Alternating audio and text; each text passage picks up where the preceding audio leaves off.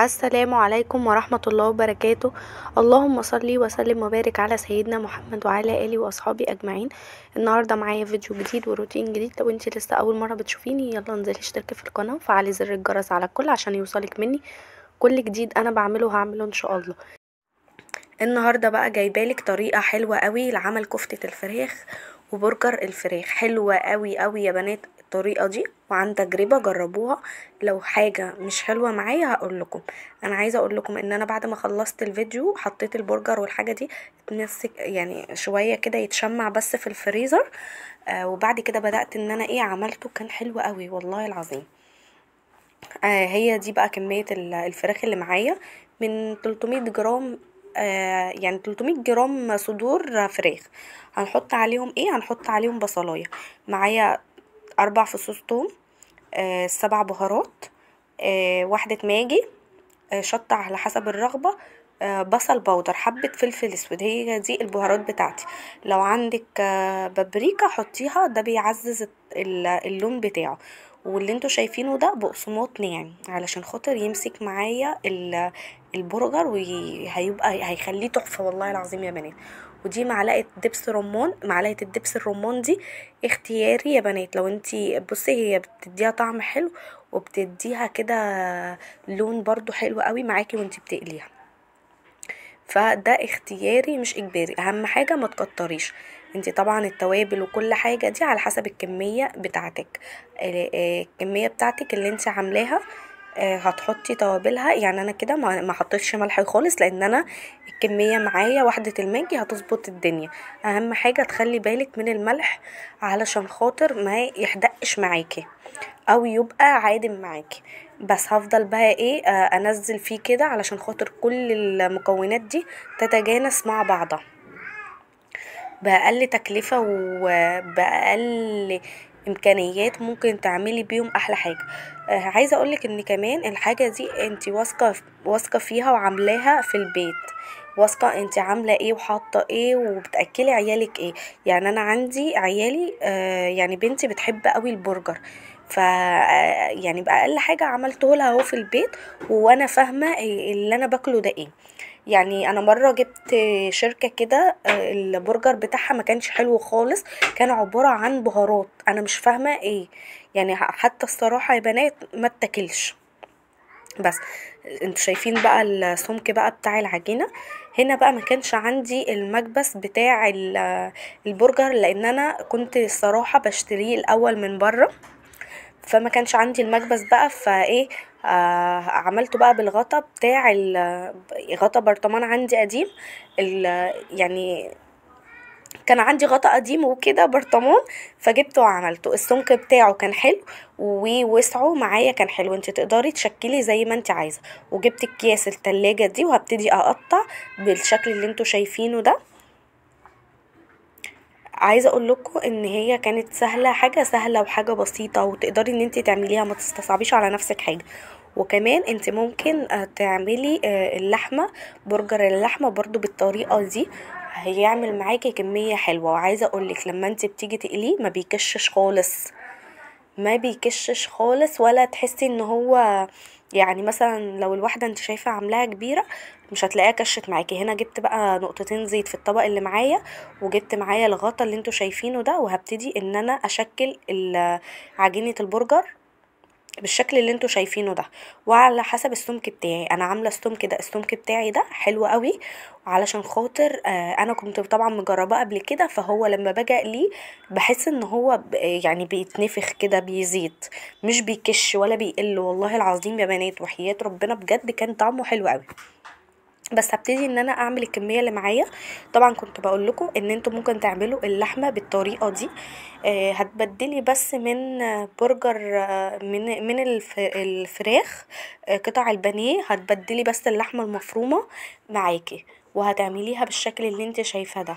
وكمان في توابل برجر ممكن تحطيها هتبقى معاكي حلوه. معلش انا بعتذر عشان خاطر عيالي وكده عشان الصوت لو كان صوت طالع لكم. شايفين بقى كان جميل قوي يا بنات.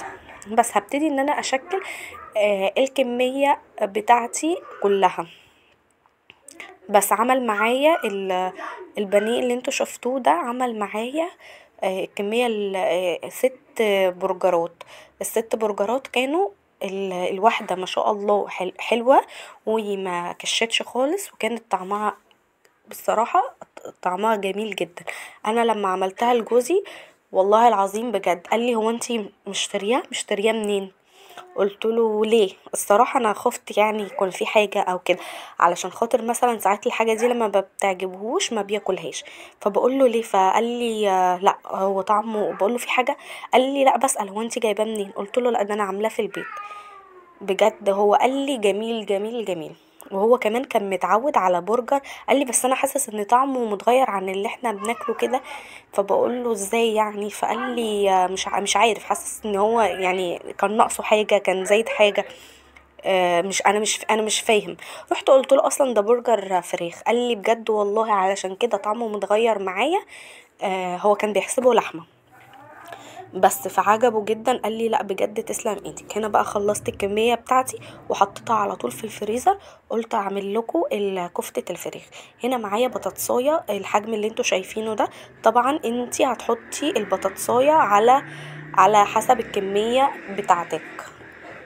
كميه البانيه بتاعك هتحطي عليه البطاطسايه.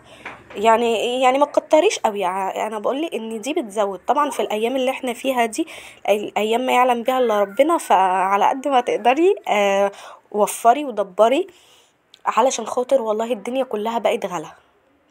فتقدري تمشي بيتك ولو بحاجات بسيطة. هنا بقى هحط البصلاية. حطيت طبعا البطاطساية تتسلق. هنا بقى البصلاية هحطها ومعاها القرن فلفل هضربهم علشان خاطر ما يبانوش التفل بتاع البصل والحاجة دي ما تبانش معايا في الكفتة. على قد ما تقدري افرميهم فرمة ناعمة. بعد ما تخلصي لو حسيتي في بصل بيبقى فيه مية، لو حسيتي ان هو فيه مية وكده تقدري ان انتي تصفيه. لو حسيتي ان هو اصلا مفهوش ميه خالص خلاص كملي بيه طريقتك، بس علشان خاطر الكفته معاكي ما تبقاش تحس ان هي من جوه كده طريه ومش متماسكه. فالطريقه دي حلوه قوي قوي، بتخلي الكفته طعمها حلو جدا.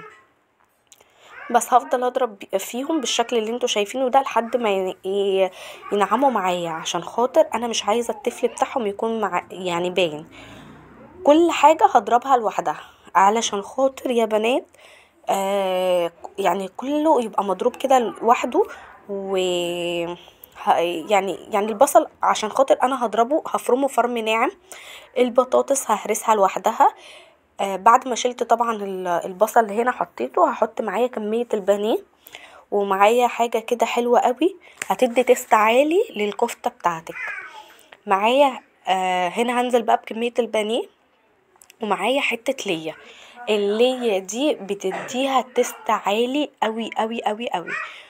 وطبعا انا قلت لكم دبس الرمان ده اختياري مش اجباري، على حسب ما انت بتحبي. بس هو برضو بيعزز الطعم شوية، بس اهم حاجة ما تكتريش. وهنا حطيت واحدة ماجي وحبة فلفل اسود. ما تكتريش الفلفل الاسود، يعني حطي برضو على قد الكمية. حاولي ان انت ما تكتريش عشان ما يبقاش ظاهر قوي في طعم الكفتة. بس بقى هبتدي ان انا اضرب اللية والتوابل والحاجات دي كلها مع البانيه لحد ال- اللية تخش بقى كده مع البانيه ويتضربوا هما الاتنين يتفرموا مع بعض ياخدوا من طعم بعض. بس كده انا خلصت. بس اهم حاجة بقى يتضربوا ضرب ناعم، تحس ان مفيش اصلا ايه تكتلات، مفيش اي حاجة من دي. عايزه اقول لكم سهله قوي يا بنات وبسيطه. ويمكن انا لما باجي اعمل حاجه ببقى والله العظيم خايفه جدا ان هي تبوظ، لان الدنيا بقت ايه غلا. فببقى بعمل الحاجه بتأني جدا. هنا بقى نزلت بالبانيه والحاجه اللي انا ضربتها زي ما انتوا شايفين نزلت بيها على البصل. هبتدي بقى ان انا يعني ايه هقلبهم كده شوية مع بعض. بعد كده هروح حطاهم على يعني هجيب البطاطساية وههرسها. وبعد كده يعني هحط الحاجات دي كلها مع بعض وهديهم بس تقليبة كده. وبعد كده هنزل عليهم في الكبة علشان خاطر يتفرموا فرم ناعم وكله ياخد من بعضه. هنا بقى البطاطسايه كانت اتسلقت، ما كنتش حاطه معاها اي حاجه خالص ولا رشه ملح ولا اي حاجه، هي البطاطسايه بس، وجبت لها الراسه يعني اتسلقت وجبت لها الراسه وهرستها وخليتها ناعمه جدا. وبعد كده هبتدي ان انا انزلهم على بعض، ممكن هديهم بس تقلبتين، او ان انا هحطهم على طول كده في الايه، قلت احطهم على طول كده في الكبه، هما بقى يتعاملوا مع بعض. عايزه بقى تعجنيهم انتي كده وتدخلي كل المكونات مع بعض، الكبه هتسهل معاكي اكتر من ان انتي تقعدي بقى تعجني فيهم، لان احنا مش عاملين كميه كبيره، ده هي بس حاجات بسيطه يعني انا عامله الكميه على قدي، على قد مثلا الافراد بتاعتي، فما كترتش خالص. بس هبتدي ان انا اقلب كل كده. اهم حاجه في الكفته، اهم من البرجر كمان في الكفته، ان انت تظبطي الملح بتاعك، لان ممكن لما تيجي تحطي البطاطس، لان البطاطس لو اي حاجه مثلا فيها ملح زياده هي يعني البطاطس بتمتص الملح، فخلينا بقى عارفين النقطه دي. فاهم حاجه تظبطي الملح بتاعك. هنا بقى كنت خلاص يا بنات بقى ايه، اتعملت معايا واتضربت وكله كده خد من بعضه. انتي اصلا وانتي مثلا بتعملي هتحسي هتشمي ريحة اللي، لو انتي مش من الناس اللي انتي مش بتحبيها فخلاص ممكن تستغني عنها، بس هي بتدي تست حلو قوي. هنا بقى جبت معايا المعلقه ومعايا بقى الزيت اللي احنا كنا حاطينه في الطبق، وهبتدي اشكل الكفته معايا بالطريقه اللي انا عايزاها. عايزه تدوريها تعمليها مدوره، اعمليها بس صوابع كده، بتبقى مستويه من جوه، طبعا بتبقى مفرغه فكله بيبقى مستوي. عايزه طبعا تحطيها مثلا في الطاسه وتقليها، اقليها. عايزة تحطيها مثلا في صينية كده وتحطي معاها حبة زيت كده، حاجات بسيطة وتعمليها، اعملي. عايزة تدخليها الفرن عشان احنا حاطين لها مثلا اللية وكده، هتظبط معاكي الدنيا. بس اهم حاجة تخلي عينك على الحاجة وانتي بتعمليها. بس اهم حاجة الطريقة الحلوة قوي للكفتة لما قليتها في الزيت، الصراحة الطريقة دي كانت حلوة قوي. ما حبيتهاش خالص لما عملتها بالفيجيتار كده من بره، بالبيض والبقسماط او فيجيتار، ما حبيتهاش، حبيتها زي ما هي، لان الفيجيتار حاسه ان هو بيعمل كفر كده من بره ليها، فمش بيبقى مغطي على الطعم بتاعها. فالطريقه دي كانت حلوه معايا وناجحه معايا وحبيتها جدا. وتقدري كمان ان انت تجيبي بهارات، يعني انا حطيت ما حطيتش غير الملح والفلفل الاسود، والملح والفلفل الاسود بس، والماجي، يعني حطيت، هي دي بقى البهارات بتاعتي. عايزه تحطي توابل فراخ حطي. وده كان الكميه بتاعتي، كانوا تحت يا بنات 6 وفوق 5. وهنا كنت خلاص بقى، كنت خلصت.